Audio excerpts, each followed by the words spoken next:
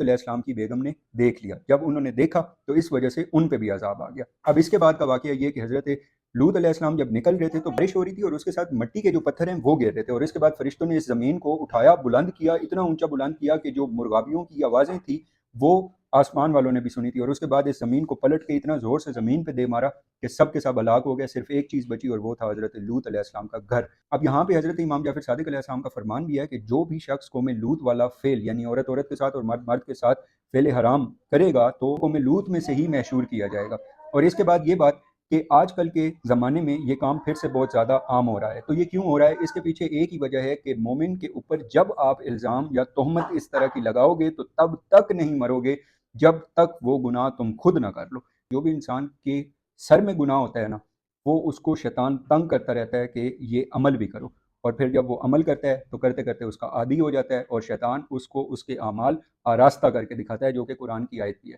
انشاءاللہ کبھی وقت ملا تو میں آپ کو یہ بھی بتاؤں گا آراستہ کر کے دکھانے کا مطلب اصل میں کیا ہے۔